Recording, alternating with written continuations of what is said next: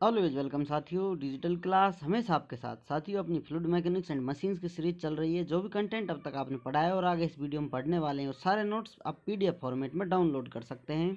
जैसा कि अपनी strength of materials series complete हो चुकी है, सारे नोट्स आपको पीडीएफ फॉर्मेट में अवेलेबल हैं। आपका टाइम सेव करने के लिए नोट्स आपको दिए जा रहे हैं। आप इन नोट्सों का इस्तेमाल बेसिक से लेकर गेट लेवल एग्जामिनेशन तक कर सकते हैं।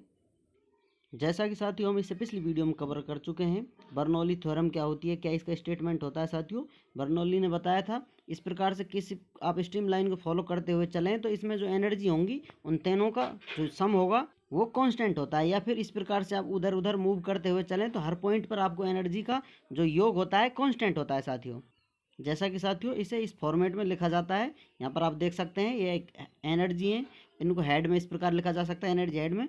यहाँ पर प्रेशर हेड, काइनेटिक हेड और ये पोटेंशियल हेड है। इनमें से कोई इंक्रीमेंट करेगा साथियों यदि आप ऊंचाई पर जाएंगे, या फिर आप प्रेशर कम करेंगे तो काइनेटिक वेलोसिटी बढ़ती है साथियों उसकी, या फिर कहें आप काइनेटिक जो एनर्जी है उसमें इंक्रीमेंट होता है। इस प्रकार से ये एक दूसरे को बैलेंस करते होते हैं, किसी में इंक्रीमेंट तो किसी में डिक्रीमेंट। इस प्रकार से साथियों ये एक दूसरे को बैलेंस करते हुए रहते हैं और कॉन्स्टेंट वैल्यू देते हैं।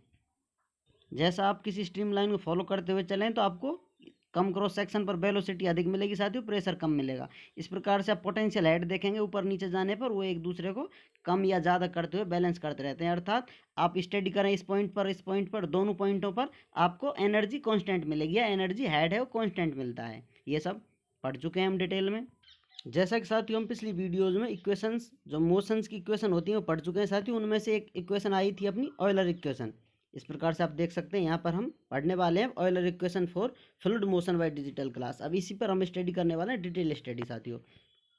यहाँ पर वही अजम्पशंस हैं जो पहले ले चुके हैं हम साथियों। यहाँ लिखा हुआ अजम्पशंस आर प्रीवियस, जो पहले हम ले चुके हैं उन्हीं अजम्पशंस का जो यूलर इक्वेशन में इस्तेमाल किए गए हैं उन्हीं का इस्तेमाल करते हुए यहाँ पर हम आगे बढ़ रहे हैं। जैसा कि स्टेडी फ्लो इनकम्प्रेसिबल है, नॉन विस्कस है, इस प्रकार से साथियों वो स्टडी करते हुए मान लेते हैं इस प्रकार से फ्लो हो रहा है साथियों। ऊपर हो सकता है या आप इसे नीचे लें। यहाँ पर आप देख रहे हैं साथियों फ्लो इधर की तरफ चल रहा है, तो इसमें से हम किसी एक स्ट्रीम लाइन पर स्टडी करते हैं। स्ट्रीम लाइन पर भी इस छोटे सेक्शन पर स्टडी करते हैं। अब इसी को जूम कर लेते हैं साथियों, ये सेक्शन इस प्रकार से आपको नजर आ रहा है। आप कह सकते हैं ये स्ट्रीम लाइन है, या फिर आप कहीं इतनी मोटी है जो स्ट्रीम लाइन होगी उसमें से आपको एक छोटा सा सेक्शन कट कर यहाँ दिखाया जा रहा है। स्ट्रीम लाइन का एक पार्ट है जिसकी आप लेंथ डी एल मान सकते हैं, इसका क्रॉस सेक्शन डी ए मान सकते हैं, दोनों तरफ से इसका क्रॉस सेक्शन होगा। अब साथियों जो इधर से प्रेशर लग रहा है उसकी वजह से फोर्स कितना लगेगा, P D A, cross section पर लगता है साथियों प्रेशर, तो इस प्रकार प्रेशर फोर्स बन जाता है। इस प्रकार फोर्स लग रहा होगा। अब थोड़ा डिस्टेंस चलने के बाद प्रेशर में कुछ चेंज आ जाता है साथियों, मान लेते हैं डीपी चेंज आ जाता है, तो प्रेशर प्लस डीपी और एरिया इतना क्रॉस सेक्शन। इस प्रकार साथियों इस डायरेक्शन में इस पर प्रेशर फोर्स लग रहा होगा, एक डायरेक्शन लेफ्ट एक राइट की तरफ साथियों। अब जो ये सेक्शन लिया है साथियों, इस फ्लूइड में कुछ मास होगा, उसका वॉल्यूम या वेट होगा साथियों, उसका वेट कितना होगा mg, और किस प्रकार एक्ट करेगा वो नीचे की तरफ एक्ट करेगा इस पे। अब हम mg को लिख सकते हैं साथियों डेंसिटी वॉल्यूम और g, इस प्रकार से इसे रिप्लेस किया जा सकता है। ये mg क्या होता है, वेट होता है साथियों। और वेट को इस प्रकार आप लिख सकते हैं, रो को डायरेक्ट ले लिया है, g को ले लिया साथियों। वॉल्यूम क्या है, ये लेंथ और ये क्रॉस सेक्शन एरिया, तो इस प्रकार साथियों DA/DL, इस प्रकार हम वॉल्यूम को रिप्लेस कर सकते हैं। अब ये फोर्स डायरेक्ट नीचे की तरफ लग रहा है साथियों, तो इसको इस प्रकार से हमको कंपोनेंट लेने होंगे। इस प्रकार से हमको या तो अप डायरेक्शन चाहिए, या नीचे की तरफ लेफ्ट डायरेक्शन में, या राइट डायरेक्शन फोर्स चाहिए, उस पर हम स्टडी कर रहे हैं। तो इस प्रकार साथियों इस वो जो वेट है इसको इस प्रकार हम ले लेते हैं, मान लेते हैं साथियों ये अपनी इस प्रकार से स्ट्रीम लाइन का सेक्शन है, और इस पर नीचे की तरफ वेट लग रहा है साथियों इसके 90 डिग्री पर। इस प्रकार आप देखें ये 90 डिग्री पर परपेंडिकुलर है, तो इस प्रकार इसका वेट किस प्रकार लगेगा साथियों, इसके कंपोनेंट बना लेते हैं। अब जैसा कि साथियों हम जानते हैं एंगल किस प्रकार बनाते हैं, इस प्रकार से हॉरिजेंटल एंगल होता है, ये वर्टिकल एंगल होता है, एक्स डायरेक्शन वाई डायरेक्शन होती है। तो हम हॉरिजेंटल एंगल बन रहा है साथियों उसे थीटा ले लेते हैं, मान लेते हैं जो ये एंगल बन रहा है थीटा बना हुआ है। इस प्रकार से साथियों ये एंगल कितना होगा, ये एंगल होगा 90 माइनस थीटा। इस प्रकार डब्ल्यू वेट लगा हुआ है इस पर, और ये जो लाइन है परपेंडिकुलर है साथियों। इस प्रकार से आप देख सकते हैं ये थीटा है, ये 90 माइनस थीटा एंगल बन रहा है। अब जैसा कि हम जानते हैं एंगल इस लाइन के बीच में 90 डिग्री एंगल है साथियों, यहाँ आप देख सकते हैं क्योंकि परपेंडिकुलर लाइन थी। अब ये 90 माइनस थीटा है, तो ये एंगल कितना होगा, थीटा हो जाता है साथियों। इस प्रकार से ये एंगल थीटा बनता है। इसे आप इस प्रकार भी समझ सकते हैं, ये टोटल एंगल 90 डिग्री का है। यदि ये 90 माइनस थीटा है तो ये थीटा होगा, या फिर आप कह सकते हैं ये एंगल थीटा लेते हैं तो ये 90 माइनस थीटा होगा। इस प्रकार से एंगल बन जाता है साथियों। अब इनका हम कंपोनेंट बना लेते हैं। इस प्रकार से आप देखेंगे इसको, यदि इस लाइन के बीच में इस लाइन के बीच में एंगल थीटा बन रहा है तो इसे हम कहेंगे horizontal component W cos theta, और ये एंगल फिर हो जाएगा अपना डब्लू साइन थीटा। इस प्रकार साथियों ये हॉरिजॉन्टल कंपोनेंट और ये वर्टिकल कंपोनेंट। अब हॉरिजॉन्टल कंपोनेंट है वो इस प्रकार एक्ट कर रहा है साथियों, इससे फ्लूइड फ्लो नहीं कर रहा है, फ्लो इस प्रकार हो रहा है साथियों। इससे हम मेजरमेंट पढ़ेंगे, स्टडी कर रहे हैं साथियों इस डायरेक्शन में, वेलोसिटी बढ़ाएगा या घटाएगा, इस प्रकार से फोर्स स्टडी कर रहे हैं, तो ये फोर्स लगेगा कंपोनेंट इस डायरेक्शन में साथियों। इस प्रकार से दो फोर्स लग जाते हैं, एक तो प्रेशर फोर्स लग रहा है साथियों, और दूसरा ये वेट का कंपोनेंट है इस डायरेक्शन में लग रहा है। इधर की साइड में दो कंपोनेंट लग रहे हैं साथियों, इधर से एक फोर्स एक्ट कर रहा है। अब साथियों अब हम जानते हैं जैसा साथियों ये अपना स्ट्रीम लाइन का जो एलिमेंट था उसको इस प्रकार यहाँ लिया, तो इसकी लेंथ कितनी थी, ये लेंथ थी इसकी डीएल के बराबर। यहाँ आप देख सकते हैं ये लेंथ डीएल के बराबर है। यदि ये लेंथ इस प्रकार मिला दी जाए साथियों, ये इसको एक्स मान लीजिए, आप इसको वाई या जेड मान सकते हैं, तो इसको यदि आप जेड मानते हैं अब डायरेक्शन को, तो ये लेंथ कितनी हो जाएगी, ये डी जेड के बराबर हो जाएगी साथियों। ये डी एल है तो ये डी जेड के बराबर इसकी हाइट हो जाती है।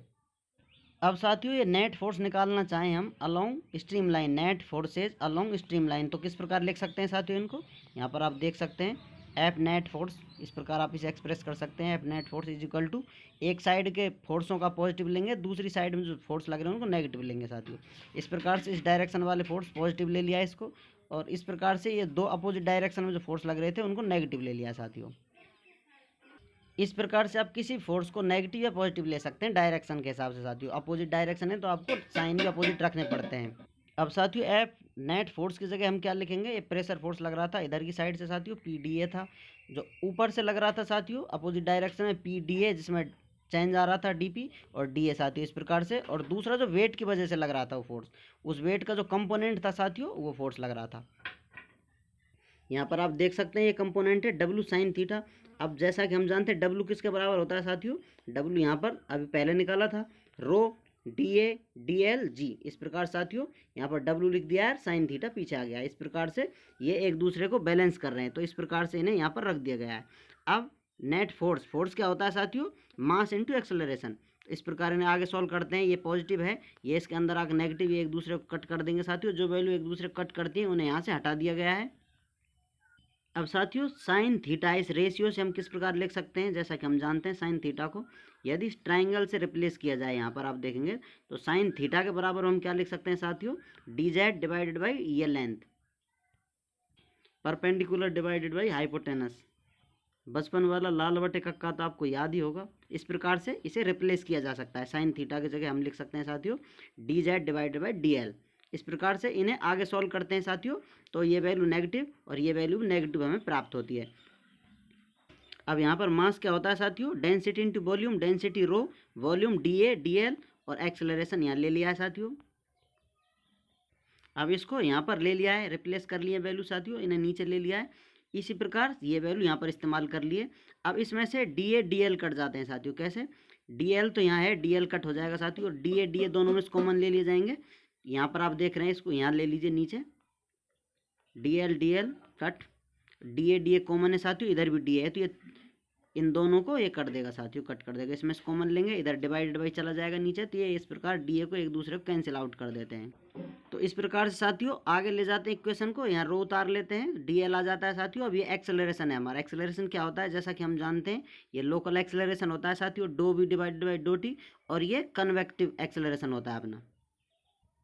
यहाँ पर आप देख रहे हैं v मल्टीप्लाई है साथियों do V divided by do L से साथियों। ये आप कह सकते हैं डीएल डायरेक्शन के सापेक्ष आप वेलोसिटी का पार्शियल डिफरेंशिएशन कर रहे हैं। इस प्रकार से ये लोकल एंड कन्वेक्टिव एक्सेलरेशन पढ़े हैं साथियों हमने डिटेल में, वहाँ पर जाकर आप इन्हें चेक कर सकते हैं। और ये वैल्यू यहाँ पर रिप्लेस कर दी गई है साथियों, तो ये जो बचा हुआ है माइनस डी पी और ये minus rho G D Z, इस प्रकार साथियों ये वैल्यू हमें प्राप्त हो जाती है। फ्लो अपना स्टेडी है तो साथियों इसकी वैल्यू जीरो हो जाती है, क्योंकि टाइम के सापेक्ष कुछ चेंज नहीं आ रहा है इसमें, तो स्टेडी फ्लो के लिए ये वैल्यू जीरो हो जाती है। एक ही डायरेक्शन में फ्लो हो रहा है तो साथियों इसको डो को आप डी से रिप्लेस कर सकते हैं, तो इस प्रकार आप लिख सकते हैं ये रो डी एल यहाँ ले लिया साथियों, ये जीरो कर दिया है, velocity D B divided by D L. इस डो को चेंज कर दिया साथियों, क्योंकि एक डायरेक्शन है, किसी एक के सापेक्ष आप अवकलन कर रहे हैं तो इसको डी से रिप्लेस किया जा सकता है, चेंज कर सकते हैं। ये वैल्यू यहाँ पर ले लिए साथियों, तो ये डी एल से फिर डी एल कैंसिल आउट हो जाता है। अब इसे आगे सॉल्व करते हैं तो हमें ये इक्वेशन प्राप्त होती है, आप देख सकते हैं रो वी डी वी, और इन दोनों को आप इधर ले जाएंगे तो पॉजिटिव हो जाएंगे और इक्वल जीरो कर देंगे साथियों। तो इस प्रकार से ये इक्वेशन हमें प्राप्त हो जाती है, rho V D V plus D P plus rho G D Z is equal to zero.